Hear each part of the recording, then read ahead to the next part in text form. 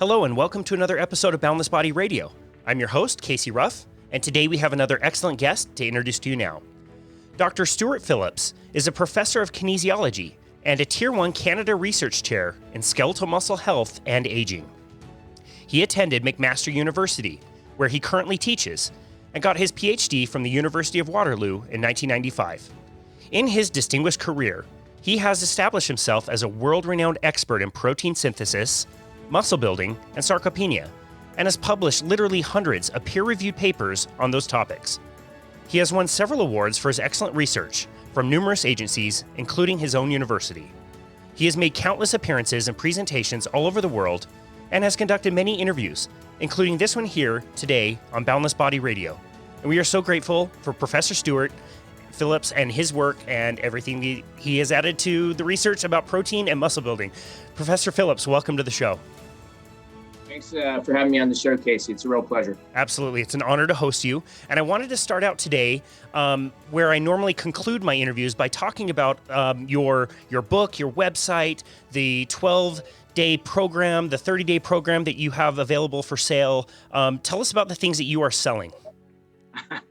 So sorry, no book, no website really, a university website, if that counts. And I'm not really selling anything. I think we email back and forth. I said, nobody owns the patent on exercise. So, and that's really what I like to sell, if that's the right word, but just the general engagement in it, not a specific program. That's great. We love that. We're not really selling anything either. We're full of clients and don't really have any protein powders to sell or anything like that. So that's great. We'd love to invite people onto the show who have really good motives and just want to help people. So when did you first become interested in the human body and especially muscle mass?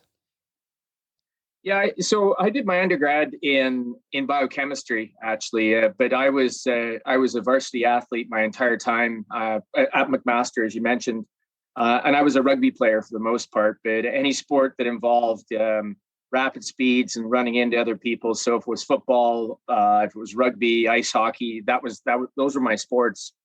And I think if we had kinesiology at McMaster at that time, the program was actually physical education. I would have taken kin. But as it was, I was really interested in the science of how things worked and, a cellular level. And that was where the biochemistry interest came from. But then in my master's, I got the opportunity to work with real people, which I really enjoyed. And it's kind of just grown from there.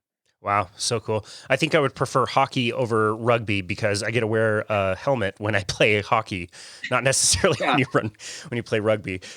When did you become so interested in muscle in particular?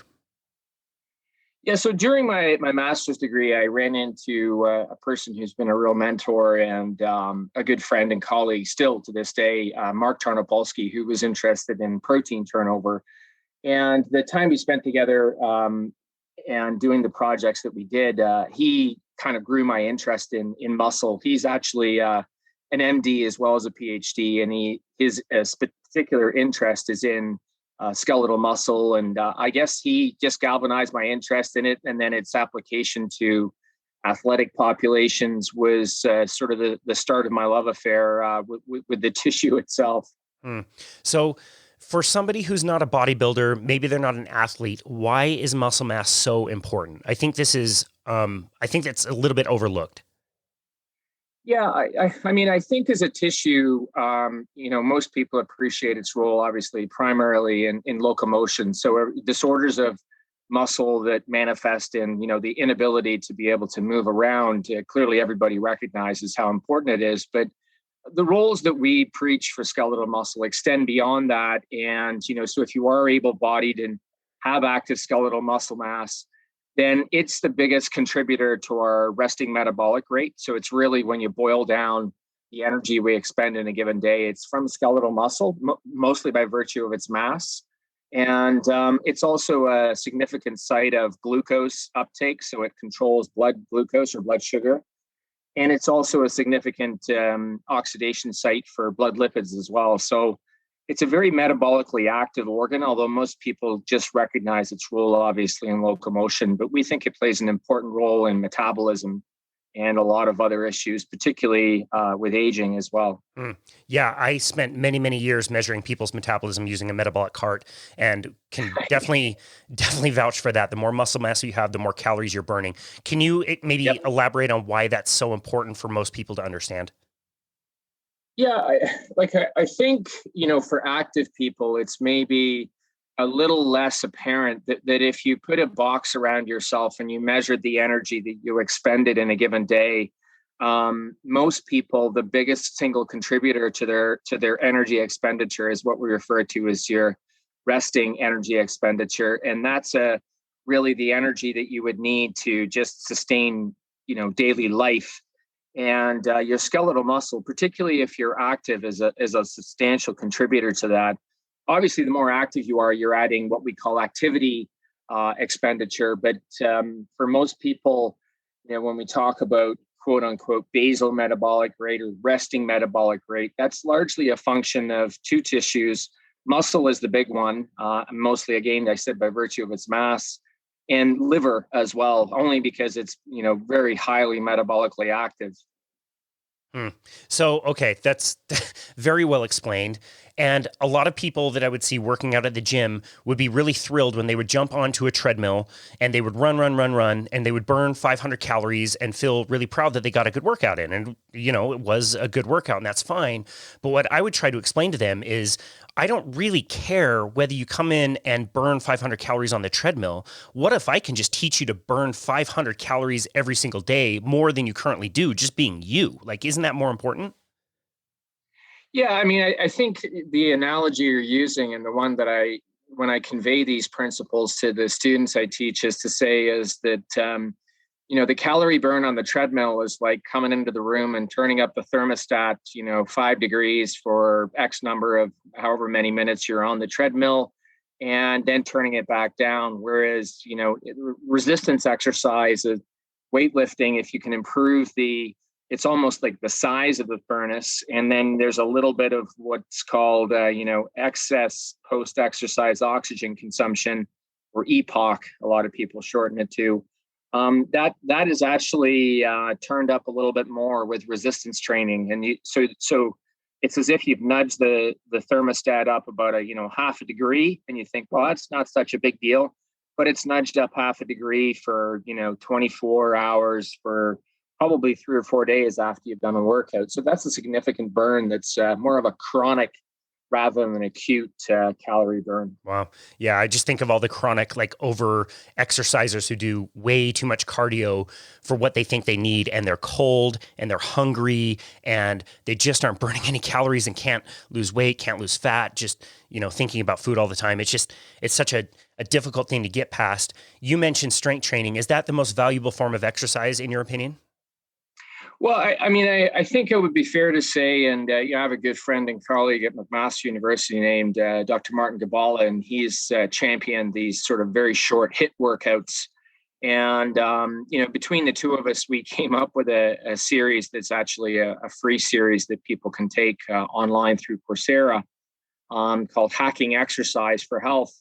And in that, we try and get the message across that it's really the best of both worlds. So try and maintain your cardiorespiratory fitness by, not necessarily doing hours and hours on the treadmill, but definitely by doing some high intensity work. But sustain your strength and your muscle mass by doing resistance training. So it's probably a balance of the two. In the series, I'm painted as the guy who likes to do more resistance training, which is maybe true. And Dr. Gabal is the HIIT training guy. But the reality is it's really a combination of both. It's probably going to get you, in a good shape and healthy for a long period of time. Interesting. I like that. Is there any particular protocol you guys like to follow for your HIIT training in particular? So the one that Dr. Gabal has made popular is a 10-by-1. So basically 1 minute on, 1 minute off for 10 intervals. And so it's about a 20-minute workout that involves a 5-minute warm up and then a 5-minute cool down. But he's shortened that time interval down now to, literally seconds. And we just have published a paper in patients undergoing cardiac rehabilitation in which we had them do stair climbing as their form of HIIT. So, 4 flights of stairs. And I think everybody knows if you do that at a fairly safe but yet substantial pace, you can get your heart rate up pretty high. Yeah, for sure. So it's all relative, and I do think that it's these intense bursts of activity that are actually really going to do the benefit for your cardiorespiratory system. It just makes me more and more excited to return to the ice rink and get back to playing hockey. That's great. Yeah, and that's ice hockey it's a great activity. It's just a series of basically repeated sprints, right? So and then you go sit down and recover, and then you go, so it's that's exactly how it manifests itself. So maybe that's Dr. Gabala's fascination with that. Although he and I would both admit we're both pretty terrible ice hockey players. So. Well, you're in the right place. So am I. That's okay. Yeah. Let's go back to the strength training, which is, again, your favorite thing to talk about. There's so many different variables: sets, reps, tempo, intensity, volume. What are your top priorities when you're thinking about a strength training workout and program design? What are the things that should be focused on the most, and what things tend to be more like just noise? Yeah, it's a good question. And I think my answer is probably one of those things, people have often said, what's the thing in your career that has changed the most? And so, it almost seems like another lifetime. Not so long ago, I can't remember. I did a lot of, training mostly with teams more than but a few individual athletes, and talked to them about program design and what to manipulate, and, cycling and periodization of things, and trying to get people to goal weights and goal strengths, et cetera. And then I sort of began to relax a little bit on some of the guidelines, and said to people, you know what, I want you to go in, you can follow this plan, but what I want to try and make sure is that you're basically giving it a good effort. And so effort is the, perceived product of whatever it is that you're doing. So you can have a high degree of effort with lighter weights, but lifting them at close to fatigue, or heavier weights, again, doing the same thing. And it's really goal dependent. So if you want to get strong, you need to lift heavy weights. There's no question about that. But if it's just general sort of strength and conditioning, and you want to keep yourself in shape, then there's no need to, at least in my opinion, go heavy all the time. So we do a prescriptive message for a lot of people. I direct a center of people who come in from the local community, and the average age of which is almost 70, and they're cardiac rehab patients, they're seniors, there are people who are cancer patients, people with multiple sclerosis, and even people with spinal cord injuries. And we have Borg color charts all over the place, where 10 out of 10 is a red, 9 out of 10 is an orange, 8 out of 10 is a yellow, and so on and so forth. And we try and say, you know what, try and end up in the orange zone. We don't need you to be redlining it the whole time, because these guys aren't world-class athletes, but try and have a good expenditure of effort, if that's the right way to put it. And what we find is that gets a lot of the job done. And that's not to say that there aren't prescriptive approaches that are very variable focused. And I think a lot of those things would dictate, responses in a lot of people. I got to the point with the athletes I was talking to where I found everything seemed to work, and then all of a sudden nothing seemed to work. And so then we would change something, and that seemed to work for a little bit of time, and then nothing worked. And so to me, it was just changing the stimulus that actually sort of budged the needle. But the net effect was, if they went in and consistently worked with a plan and had a high degree of effort, then they generally got good results. The variable none of us can control, but I like to say it anyway, is that you got to pick your mom and dad wisely. So make sure you got good genes, and then everything sort of tends to fall in place from there. Interesting. So effort being like the number one thing, like it needs to be challenging to you to send that signal to your body to stimulate muscle protein synthesis. Is that correct? Yeah. And I think that, a little bit of my stance on that is sort of, softened when I begin to talk to athletes, for whom I think that there does need to be some degree of programming. But for quote unquote mere mortals. And for, with our cancer patients, for example, some days a high degree of effort, might be a 3 out of 10 compared to the previous day, depending on what phase of their treatment they're in, what their fatigue level is like. So it's all relative. And, I think we generally just like to get people to the gym consistently is the one variable that I think really matters. And then having a good plan and working out relatively hard while you're there. After that, there's some fine nuancing of the details, but I think for most people, that's probably not as big a concern. So I don't like to oversimplify it, but at the same time, I don't like to overcomplicate what I think can be very complex, as you said, sets, reps, time under tension, free weights, machine weights, and everything. And it's, I think for a lot of people, that's quite daunting. Yeah, I agree. I think it's fun to think about those things, but that's not the overall point or purpose of that workout. You've already mentioned aging, and I know you're an expert in this topic. I remember, I think it was my very first personal training certification, learning that once you're past like a certain age, you really can't add muscle. And I've learned through my career that that's not true. I've trained 70-year-olds who absolutely could add muscle. And I'm curious to hear what you've learned through your career, even if it's just anecdote or studies that you've done. Is there a certain age that you really can't add muscle, or is that just not true? Yeah, that's a great question. You said I'm an expert in aging, and as I age, of course, I've been. I kind of chuckle when with people, and I say, you know what, the research becomes me search, right? I'm more concerned about what's important for me.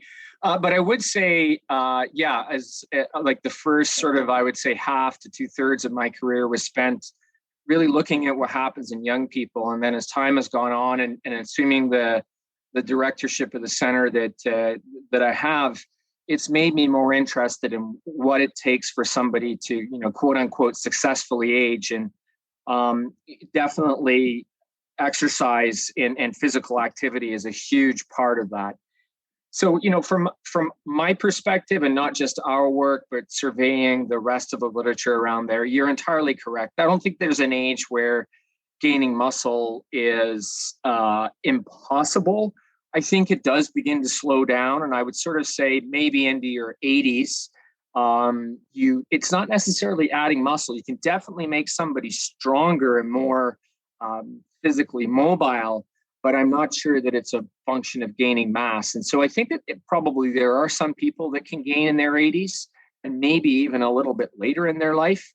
But most people are, even the most ardent bodybuilders, and there's a few around the internet. I like to shout out Clarence Bass. If you've never come across his website, that man is a true testimony to what it means to be physically active as you get older. And before him, guys like Jack LaLanne. But age is going to get you. You can't. There's nothing yet that will stop the clock, or a few people think they can slow it down. I just happen to think being physically active and definitely trying to hang on to as much muscle mass. But to your point, Casey, I think that people in their 70s with the right consistency of practice and probably a few dietary tweaks can easily gain muscle, no problem. I'm so glad that you mentioned that, the difference between strength and mass, because I think so often, again, we think about muscle almost like a bodybuilder, where mass, not a lot of people want a lot of muscle mass. They don't want to look like that, especially as they age. But like hearing stories of a 95-year-old Greek grandmother walking up and down stairs carrying pots of soup with ease is something that I think all of us are interested in. Like all of us want that kind of function as we age. And I don't think a lot of people think about muscle and strength in that way. And it sounds like that's exactly what you're trying for, right? It's that function as you age and the ability to continue doing the movements that make you happy, right? Absolutely. I mean, I think that you hit the nail right on the head, and it's really about maintaining what we call activities of daily living. And so, people say, hey, what's the best lift? What's the most functional lift? I say, sit down in a chair, and if you can rise out of it, then you know what? That's an important lift, because as soon as you can't do that, you're in full-time institutionalized care. You can't get on or off the toilet, et cetera. So it's really about being able to do the things that are able to, give you pleasure and keep you mobile into later life, keep you living independently. And those are all the things that, the boxes that people as they age check as saying, this is what I consider to be part of successful aging. So, you've probably read, and I'm sure a lot of your listeners have heard of what are called blue zones around the world. These places, they tend to be blue because they're by the sea. But the people don't do exercise there, but they tend to live close to something where if you look at the place rises out of the sea and there's always a hill.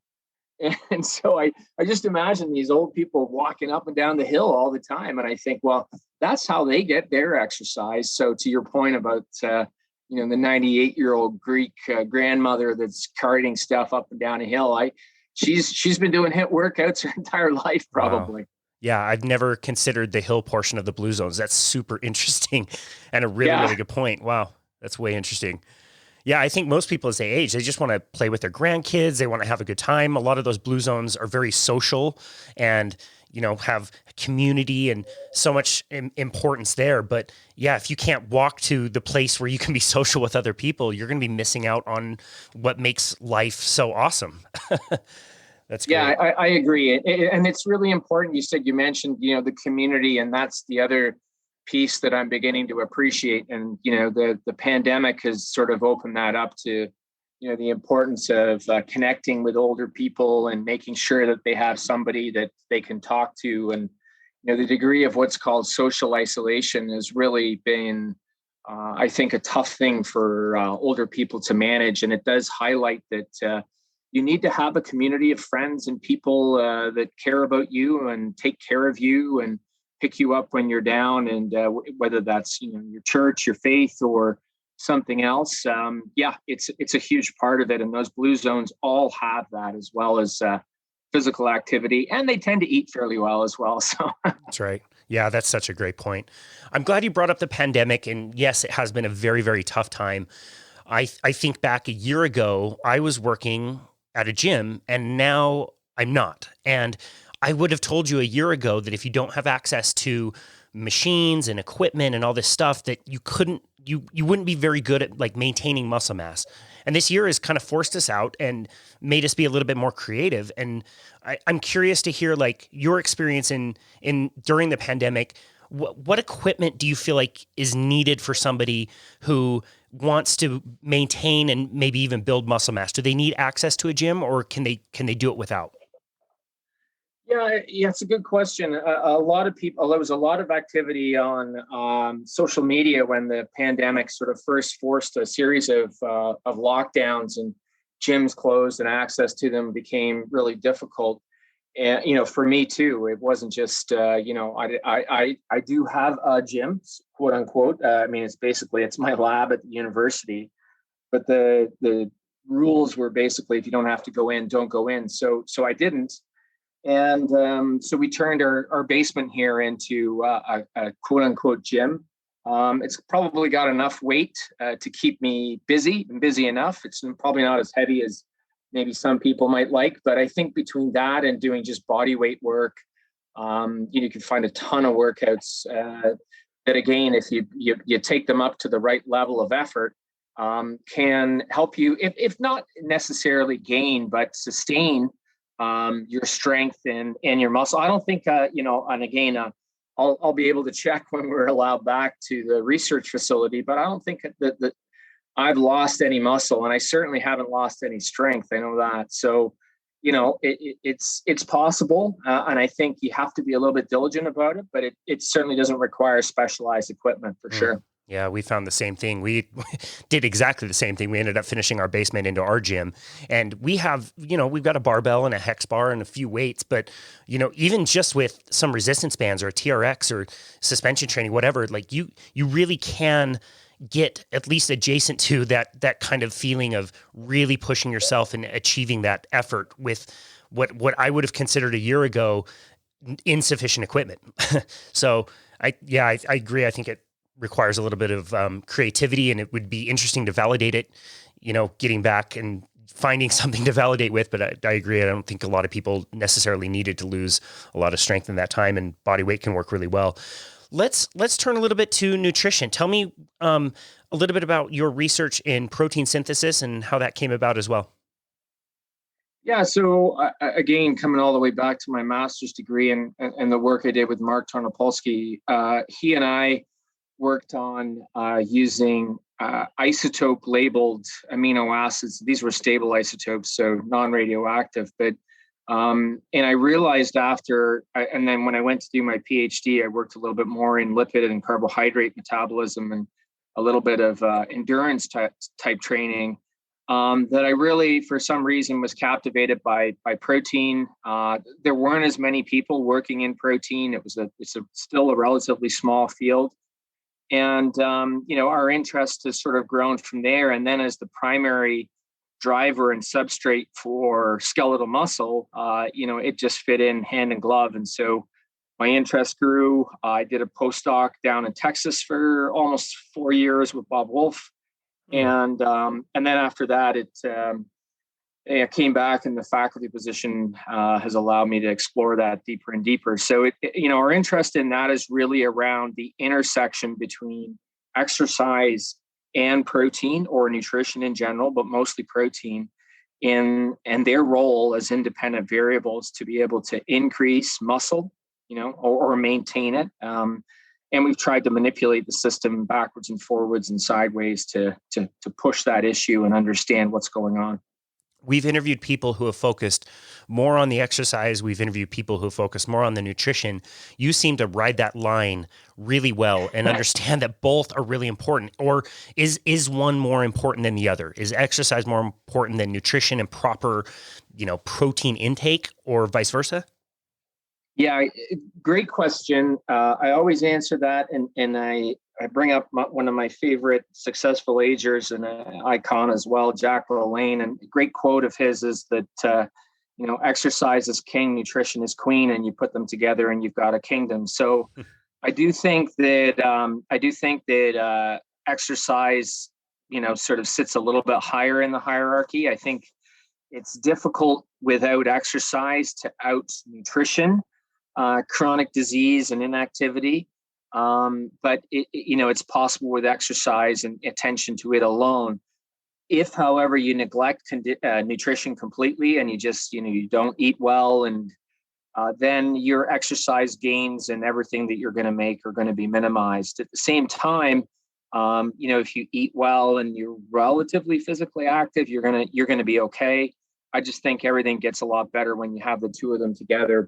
But I sort of give the upper hand to exercise. I'm fond of saying that exercise is the forgiver of many sins, and whether that's high blood pressure or heart disease or whatever you have, your risks and everything else tend to be lower if you're more physically active. Diet wise, it's a little bit more difficult to pinpoint what it is you should be doing. There's some general sort of broad stroke guidelines.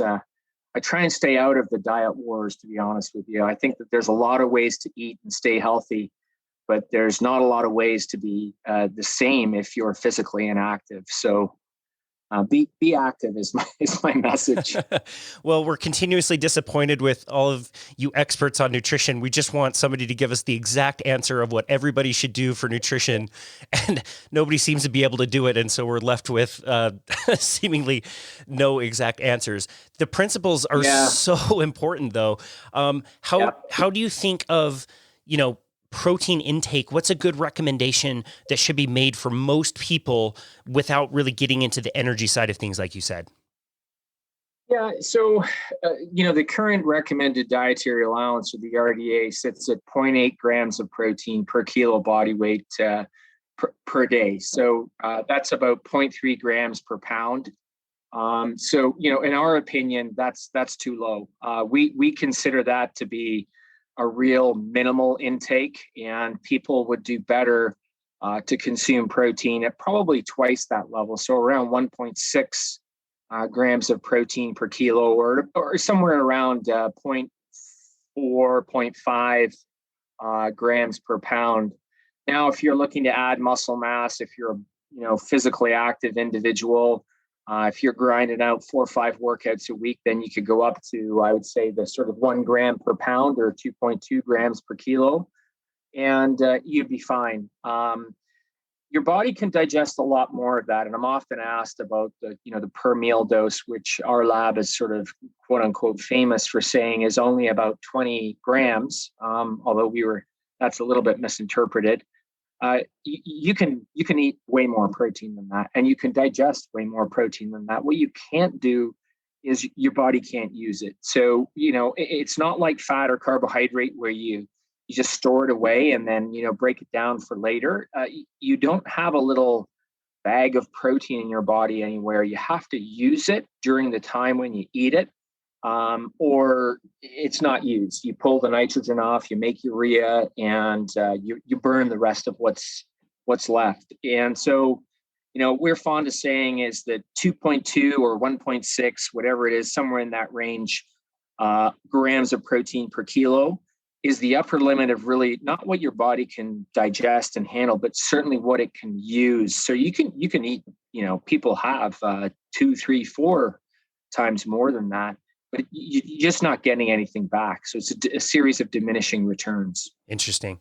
Okay, so there's a few things I want to unpack there. The first is such an important point that you made, the RDA, the recommended, amount of something. That is not necessarily the amount that's going to be optimal for you. That's like the minimum. Is that correct? Yeah, and I think it's a semantic issue that sort of grates against me, which is it says first word is recommended, and I don't think it should be. And then the last word is allowance. And, we all got an allowance, and that's all you were allowed to have.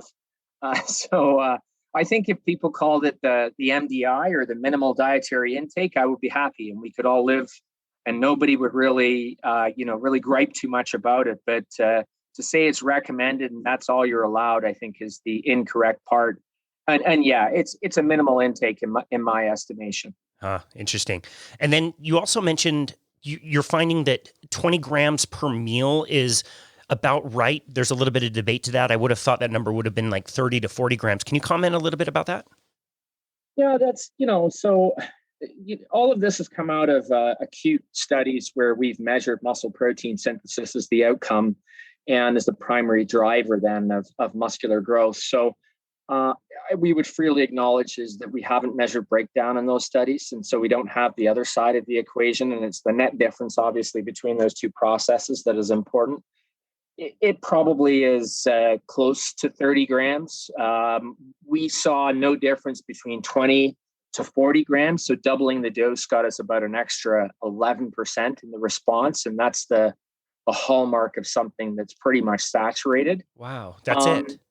Yeah, but I think the interesting point is we realized even in that paper that if we divided the dose out by kilos of body weight, that some guys who were bigger clearly needed something more, and people who were smaller clearly needed something less. So we've pushed this around an awful lot, and we've sort of come to the conclusion that if 1.6 is the daily intake limit, if that's 3 meals per day, then that's a protein intake on a per meal basis of 0.5 grams of protein per kilo per meal. So that's 3 meals a day. Or if it's 4 meals, it's about 0.4 grams per kilo per meal. So, those are the doses that we've sort of settled on that we think are getting most of the job done. And when I say most, people say, well, is that like 60 or 70? I'm like, no, it's more like 90, 95%. There might be a little bit of extra you can squeeze out of the cloth at the end, but it's pretty trivial in our opinion. Wow, that's super interesting. We get this question all the time. I'm sure you get this all the time too. Can you get too much? What is too much protein? Yeah, that's been a loaded question it's my 23rd year at McMaster, and I if I had a nickel for every time I get asked that. Yeah, so it's all good. So here's the public service announcement. The two big things that people say happen as a consequence of eating too much protein. The first is it makes your blood acidic, and that causes calcium to leach from your bones, and that's untrue. So a series of meta-analyses, one sponsored by the National Osteoporosis Foundation, found that basically as long as calcium is sufficient and vitamin D is dialed in, so by calcium being sufficient, I'm generally, around 1,000 milligrams per day. Vitamin D, we can all have a big argument about that, but let's just say that it's 800 international units or 1,000 international units per day. If you've got those in line, protein is actually a bone supportive nutrient. Like 40% of your bone's mass is protein, and I think a lot of people go, "What, really?" And I'm like, "Yeah, it's collagen." And so your bone is not just a stick of chalk, like it's not just calcium carbonate. And so we can lay that one to rest. The next one, and the one that sort of really people have been taught for so long now, is the protein causes, and I underscore that word, your kidneys to fail. It's about a 50, almost 60-year-old hypothesis. Guy named Brenner put it out. It's that protein results in urea production. Urea causes your kidneys to have to work harder and filter the urea, which is the main excretion product of protein. And then over time, the functional units of your kidney, as a result of all this work, begin to shut down. And the bottom line, and all I can say on this, is that when you look for the evidence that this exists in human beings, you end up with a complete void of anything that shows that it's the case. So, Wow. We've done what's called a systematic review, a meta-analysis, which is basically looking for all of the studies out there and doing, what people in the end call evidence-based medicine to try and look for the answer. And it returned nothing. So Wow. people on higher versus lower protein diets have the same kidney function. There's no change in kidney function that would make you think, oh, my kidney function is declining on a high protein diet. Now, I'll say this.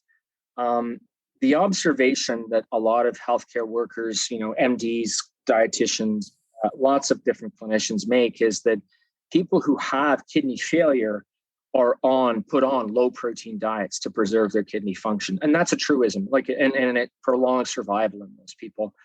But that doesn't mean, and it's circular logic to then say that protein caused their kidney decline. And that's, so we need to make that distinction, and we need to get people out of the headspace to say is that because of this, one caused the other. And that's, that's just flawed circular reasoning. So, a lot of people say, what about people with chronic kidney disease? And I think the recommendations there going, closer to the RDA are probably, correct.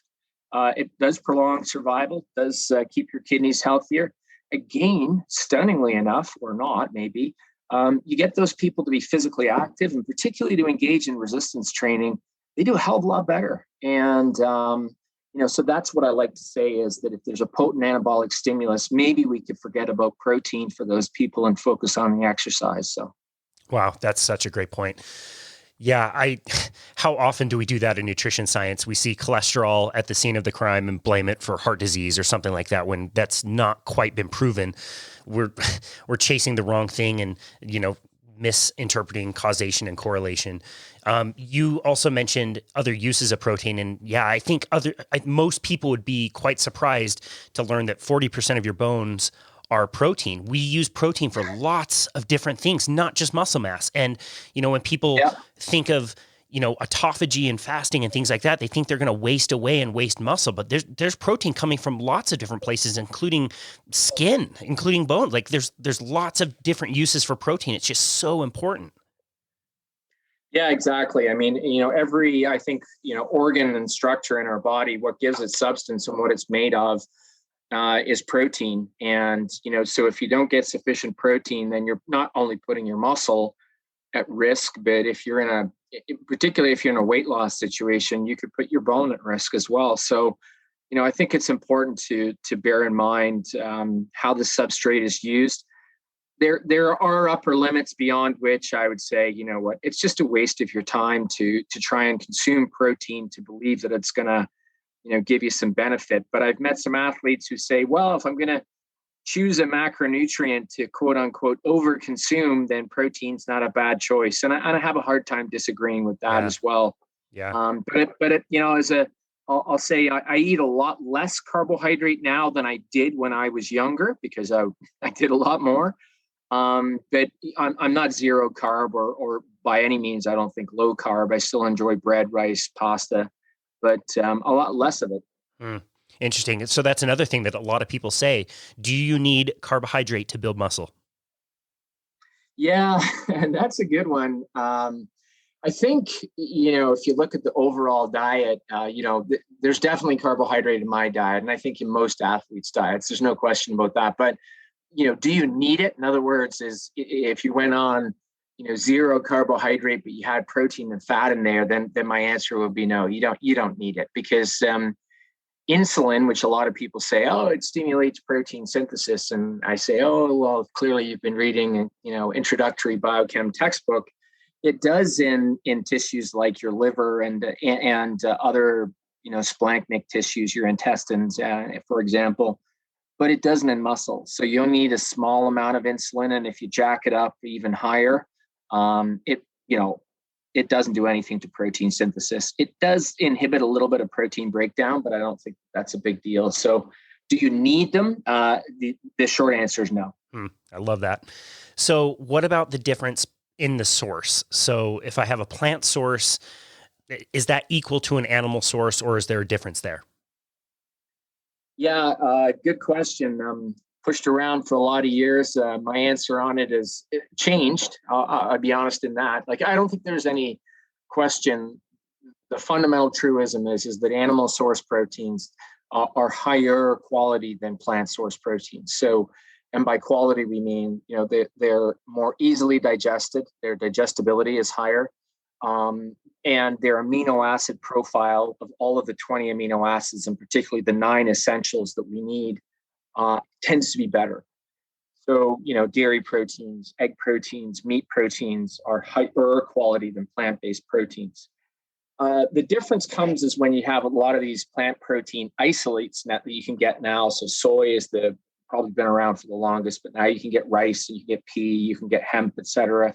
And they've had a lot of the so-called anti-nutritional or undigestible things taken out.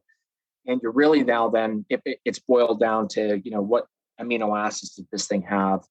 And certain blends of these vegetable proteins are actually pretty good. In fact, we just published a study in collaboration with a Brazilian group about a week and a half ago, showing that, beyond about 1.6 grams of protein per kilo per day in some vegan weightlifters versus omnivorous weightlifters, everybody gains about the same amount of muscle. And so the source and the quality of the protein actually matters. As long as you eat enough of it, it doesn't matter at all. So, the message with plant-based diets is really, that's fine, but you've just got to eat more. And, in eating more, that means probably eating more calories. And, so for some people, it's not a viable option. But for young, healthy, active people, not a big deal, in my opinion. Wow, that's super interesting. I've not heard that. That's really cool research. I'll have to look up that study, and we'll definitely link it in the show notes. What about the function of supplementation? Do you find supplementation to be helpful, or should we be focusing on protein from food sources? Yeah. So my first question, athletes ask me this, and a lot of the kids at the varsity athletes at the university, and my first question back is always, how much money do you have in your pocket? And they look at me and I said, well, if you've got $2 in your pocket, you can go buy yourself 500 milliliter carton of milk, and you're going to get a good dose of protein. You're going to get some hydration, and you're going to get some calcium and a little bit of vitamin D. Your body needs all those things, but if you have $20 in your pocket, then by all means, the supplement might give you, a better dose of protein, not as many calories, but might not give you all the other things as well. So the foundation, I say to athletes, needs to be, I think, has to be food first. And, I don't think anybody can live on, or at least I couldn't live on supplements alone. But, having said that, what supplements do provide is a level of convenience. And so, if you're in a pinch in a situation where you can't get access to food, you're not particularly good at prepping food, you're going to be, you can't, for whatever reason, eat the food that somebody's made, then a supplement isn't a bad choice. It just tends to be a little bit more expensive. So financial considerations aside, if you're playing on a pro team and the supplement table is there, and you don't have to pay for anything, then by all means, go for it. But I don't think there's too many athletes, at least that I've talked to, that don't appreciate and value food as part of their training regime. And I think that that's where we try and build from. Supplements are useful and can be with respect to timing and convenience for the most part, in my opinion. Yeah, that's so well explained. I tend to agree. I think supplements are just that. They should be a supplement. If there's a use for them, then you can supplement with them, but that doesn't mean they can replace anything. What about the role of supplements like BCAAs or creatine? Which are your favorite to kind of leverage for better results? Yeah, so I think branched chains on the whole are probably one of the most overhyped supplements that are out there. Like, it contains the one amino acid that I do like to talk about, and that's leucine. It's one of the 3 branched chains, and it's clearly the amino acid that if you don't have enough of it in the protein that you're consuming, your muscle is going to struggle. It's the amino acid we found that kind of turns everything on, flicks the light switch, then everything goes from there. But the other 2 branched chains really aren't needed in great abundance. So, from my standpoint, I like to talk about leucine content as opposed to the 3 branched chains. And I know that tends to rile a lot of people up, but that's my opinion anyway. Fat burners, the only other ones that I think take the cake in front of branched chains as being probably too overhyped. From the standpoint of creatine, it stood the test of time. Lots of evidence to show that it's beneficial from a muscle standpoint, accumulating evidence in protection against traumatic brain injury, even associations between creatine intake and various cognitive function and cognitive decline. So I think we're beginning to scratch the surface on creatine and understanding what it can do for people. And so I think that one gets a thumbs up. And then outside of that, protein powders to me are convenient. I like to use them when I'm, away from the kitchen for the most part, but it's not my everyday thing. I'll definitely admit that. Wow, that's so interesting. You said equal parts creatine has stood the test of time, but we're also just scratching the surface of what it can do. That's amazing. Yeah, well, I think the muscle data begins, it's just solid. The foundation is there. I don't think there's any question that it's ergogenic. It enhances muscular performance, particularly repeated sprint stuff. It does, it augments muscle mass gains with resistance training, no question.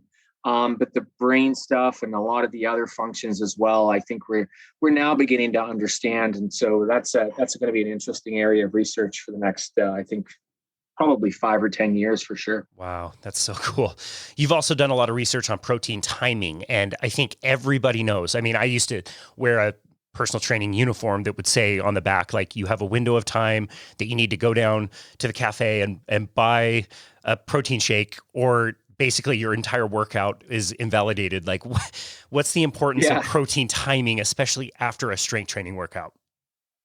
Yeah, I know there's one of the, so catch me 20 years ago when I first, stepped in front of undergrad students and started teaching them. And I used to talk about protein timing and the importance of it and et cetera, et cetera. I think what we're beginning to realize is that, and I do say this, and it's true, is that right after a workout, your muscle is kind of like a sponge. It's ready to soak up nutrients. It's ready to, repair itself, regenerate and everything. I think that it's true that, that's a great time if you want to put carbohydrates back into the system to get glycogen resynthesis. But I don't think that it's as applicable to protein. The window, the quote unquote anabolic window for protein is open for a really long time. I've got friends who I think have coined the expression, it's not a window, it's more like a barn door or a garage door or whatever you want to call it. And it's open for a long time. So, if you don't get your protein in the immediate minutes after you work, you're going to be okay. In fact, probably even up to a day later is you're still anabolically sensitive to that protein. So, you don't have to carry the shaker in the gym, although many young men do. So I don't think that's anything that's necessary. Well, that's good news. I've had many of those shaker bottles blow up in my gym bag and chocolate protein. Yeah, being there, did that. Yeah. And then, later on somebody goes, it's not that big a deal. You're like, oh, thank goodness. I'll just blend this when I get home. It's totally fine. Exactly. I've come across something that I would love to hear you dive into, which is the unfortunate law of Phillips. I think this is really great and very interesting. Can you elaborate a little bit on the unfortunate law of Phillips?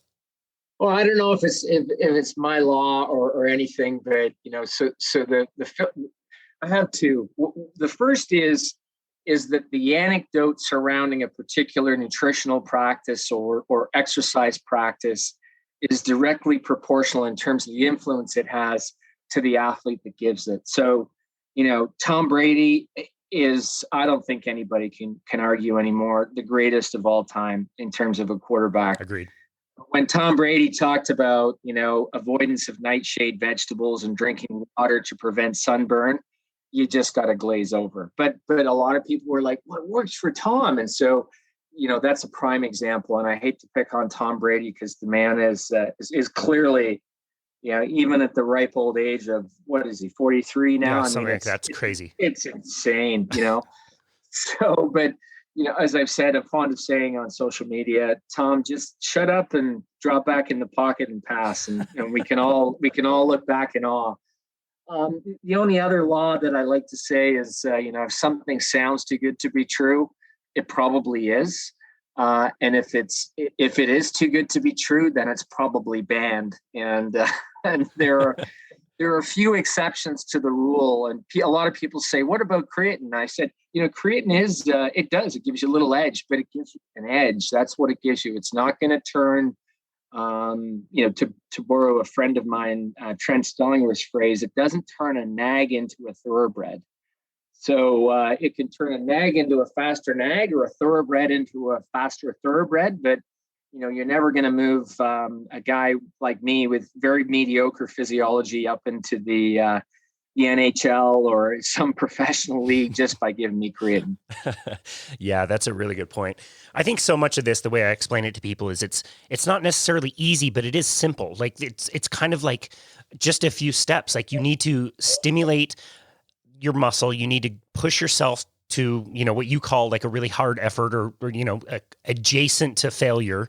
Then you need to eat an adequate amount of protein, and then you need to rest and let your body adapt. And that's fairly simple, and there's lots of variables in that, but that process can be very simple. It doesn't mean it's going to be easy or require no effort, but if you just repeat those things, you should be able to maintain your muscle and have a good, healthy, and functional life and have a really long and healthy life. Is that correct?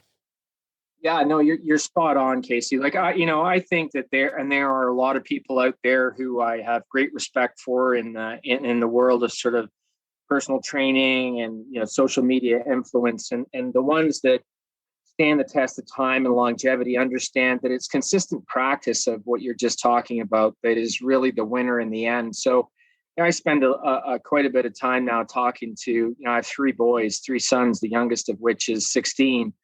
And talking to them and their friends about, because they're beginning to appreciate that dad actually might know a little bit about this. So they do listen to me. At 16, wow. Say, I know. It's wearing off though. The older two, they're doing their own thing. So the question is always, what about this stuff? What about that stuff? And I'm like, you know what, guys, like, how often do you go to the gym? Well, once, like twice. And I'm like, so is it once or is it twice? Or, when you go there, are you lifting weights or are you talking to your friends over in the corner? And those are all the things that I think, kids are beginning to figure out. And the sooner they figure those things out, the only other thing that I think is beginning to come to the forefront as a huge effector of not only health, but performance, and for sure is sleep. And that's something that, I don't do any work in, but I've been fascinated by the interaction between, reduced sleep time and then how that tends to really curb a lot of people's potential gains and health benefits from dietary practice to exercise as well. So I think that that's one of the probably in the next 10 years, we're going to see a lot of new information about just, which scares me because I'm a notoriously crappy sleeper. So I need to improve my, I understand the correct phrase is sleep hygiene. So I need to do better. Yeah, I'm so glad you mentioned that. I mean, so many people are, going to the gym and getting gassed and, lifting really heavy, which is great. And they're eating adequate protein. But then if you're staying up until 11:30 watching, Schitt's Creek on Netflix or something without, blue light glasses or, the right settings in your bedroom and you're getting crappy sleep, like that's your body's time to repair everything. It's not when you're going to the gym. The gym is for creating the response. You hit the nail on the head. I think it's just, it's the natural recovery window. We all need to practice it. And it's not just obviously physical recovery, but a lot of mental processes and metabolism as well. It tends to get messed up if you don't have adequate sleep. So good sleep, good exercise, good nutrition, good social network, and you pretty much got it all lined up. Yeah, that sounds amazing. And all of that said, that doesn't mean I'm not going to be alongside with you watching Schitt's Creek at 11:30. Yeah. Netflix is going to happen. That's okay. Well, this has been an amazing conversation. I personally have learned a lot. I did a bunch of research and I followed your work for a long time, but I've got a lot of really great takeaways from this conversation. What is one simple thing that you would want a listener to take away from this conversation that they could apply in their life and see benefit? Yeah, I mean, I think it comes back to being physically active. Like I said, it's the forgiver of a lot of sins. It really helped. I mean, we're 10, 20 years ago, if you'd asked me the link between physical activity and mental health, I wouldn't have been able to give you an answer. But again, like talking about scratching the surface, I think that we now know that first, your brain is a lot like other tissues as plastic. It changes in response to certain stimuli, and exercise is one of them. And the area of the brain that changes is the area that gives rise to new neurons. And so, these are things that, I just think that it's almost embarrassing to talk about exercise, how good it is for you. So be as physically active as you can, fit in exercise where possible, choose something that you like to do. And don't focus on the scale as much as a lot of people want to say, and just focus on the benefit that, that the exercise is giving to your body aside from that. And hopefully things will fall in place for you. That's great. That's such great advice. I'm thinking of books like Spark or Go Wild, where they talk about, we think of the brain as remembering facts or information, and we've created computers that can beat us in chess, but we will never create a robot or computer that can reach out and articulate a chess piece and move it to where it needs to be with the grace and ease that we can. And things like walking into a room and opening a door are incredibly complex, movements that require huge amounts of the brain's capacity. And I think it's just so overlooked, that exercise factor as far as our mental health and growth. I think that's just so far overlooked. So I'm so glad you mentioned that. That's great. Yeah. So where would you like people to go to find your awesome work? So I'm on social media. I'm on Twitter as Prof. That's MACKINPROF. It's the same handle on Instagram. I don't spend as much time on Instagram. I'm told by my sons I'm too old to spend time on TikTok, and I don't understand it anyway. I'm on Facebook as SMP PhD. So you can look me up on all of those. And I'm on LinkedIn as well. I'm easy to find if you do a search. That's great. Yeah, we were talking to Amy Berger, who is going through the process of trying to learn how to use Instagram. And I can totally empathize. Trying to learn how to use Instagram past a certain age is not easy. Yeah, I'm getting a little better with Instagram, but I did try a little bit of TikTok, and it just blew me away. I completely skipped over Snapchat. So it's my kids who tell me, how to do things. So I'm one of the parents now that I swore I would never be when my dad would ask me, how do I get my VCR to stop flashing 12? And I showed him how. Now, if I want my phone programmed, I give it to my son and say, show me how, will you? That's amazing. I love that. That's great. Professor Stuart Phillips, this has been an amazing conversation and one I've looked forward to for a very long time. We're so grateful for you and for your research and your work, and we're so grateful that you took the time to be with us today here on our show. So thank you very, very much. We really appreciate you. You're most welcome, Casey. It's a pleasure being on the show. Thanks for having me. It's been an absolute honor. And this has been another episode of Boundless Body Radio.